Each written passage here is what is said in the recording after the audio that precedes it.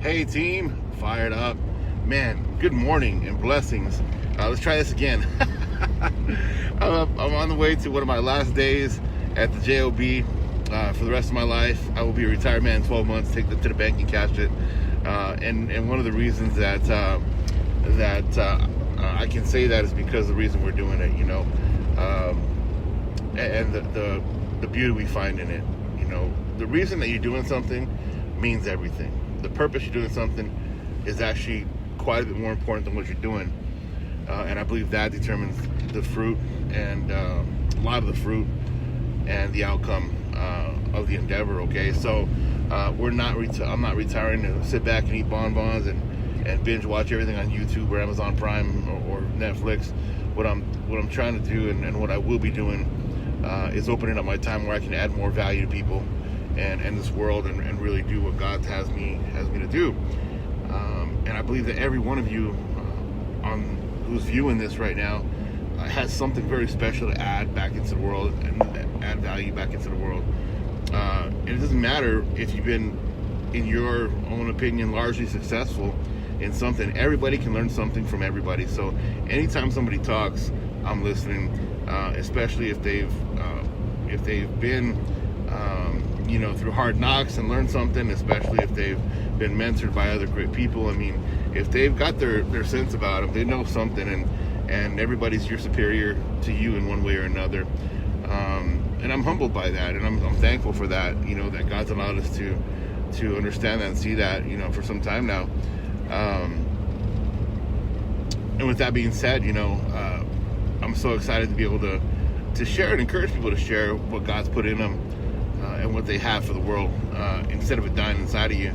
And I promise you, as you start to share that, you become more filled. It's the only thing that you can give and be filled up at the same time, is when you serve humanity, serve mankind, and add value, pay it forward to people, okay? So today, with that being said, I want to talk about one topic that I think that is going to add a tremendous amount of value to your life. Again, disclaimer on everything. I'm not a guru. I'm not the best at everything.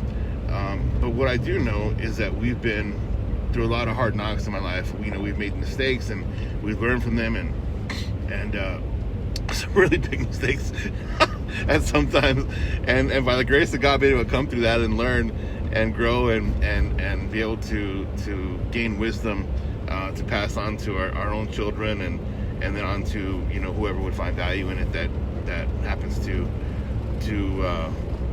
view this video.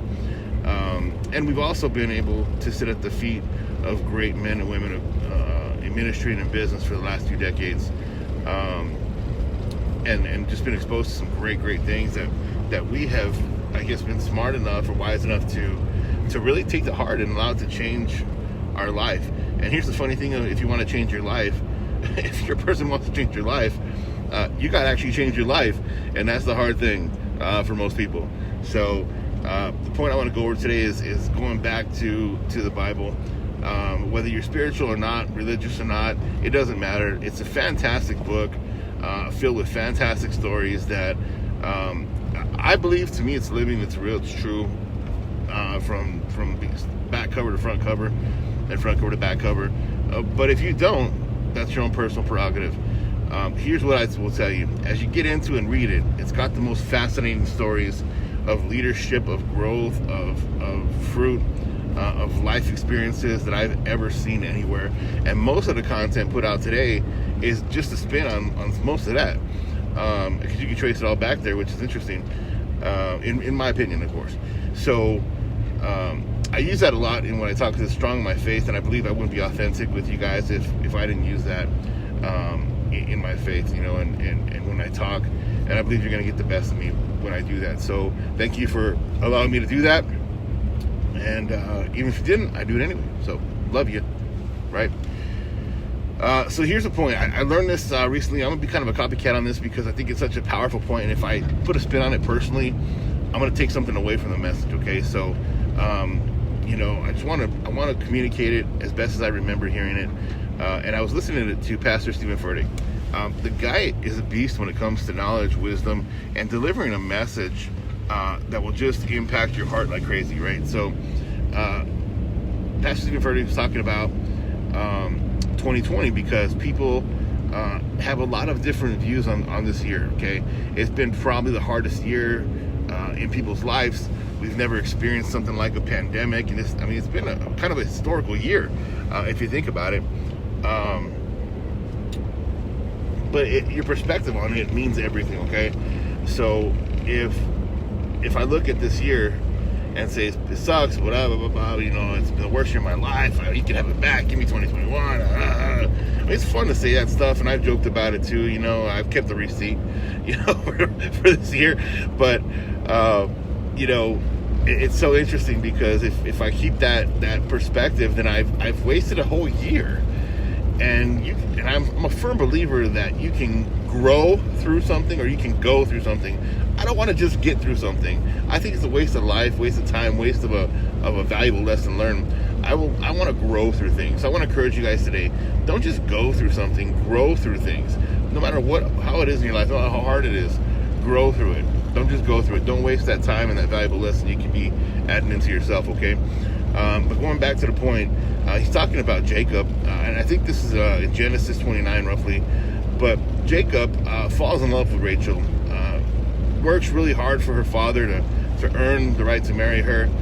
He pulls a switcheroo at the end, makes him marry Leah, the sister, and so that was sour. So Jacob works again for another round, earns Rachel's heart, or right to marry Rachel. Long twisted love triangle craziness, a lot of deception, but he did what he was supposed to do and ends up with Rachel. Now, Rachel, I believe, when she dies in a city. Now, when I say Bethlehem, people aren't thinking Rachel. They're thinking Jesus, baby Jesus, nativity, the whole bit. However, not many people realize, unless you're a Bible, scholar or somebody in there, that another significant place is that's where Rachel was buried, and it said in the Bible she was buried there, and it was marked by a pillar, and all this stuff. But she died there, but it's not remembered for the death; it's remembered for the birth, although equally significant, to some extent. Of course, obviously there's nothing more significant to a Christian, than the birth and death of Jesus Christ. But with that story, for this purpose, my point, and what Pastor Stephen's point is that you can remember something for the death or the birth. Now, my encouragement for you today is, what birth in you in your life this year in 2020? You may have to think hard, but it may be right in front of your face, right under your nose. What birth for you this year? Not what died. It could have been you lost somebody personally to you to a pandemic. It could be you lost a job, you lost finances, you went through some kind of depression or anxiety. I've experienced it all. We got sick for a minute, just stuff like that, and it wasn't fun. But I choose to honor what was lost only because what was gained through it. And I remember 2020 for the birth. What birthed in me?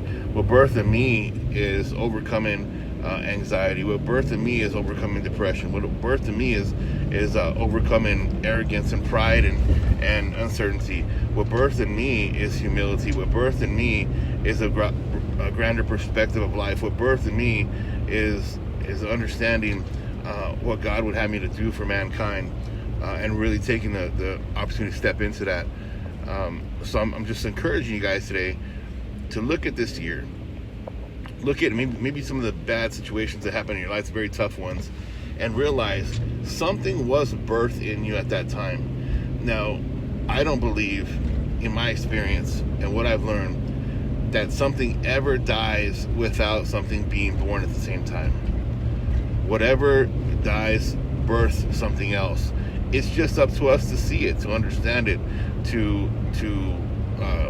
recognize it, to apply it, to harness it, and really utilize that in our life. And I want to encourage you guys today to do that. Look at those times. Look at this year specifically, as we're in this year, and not necessarily remember it for being a Rachel moment. Remember it for being a Jesus moment. Remember it for being a birth moment, not a death moment. And I'm telling you, what a fantastic opportunity for you guys to seize the massive amounts of growth caused by probably one of the toughest times in history.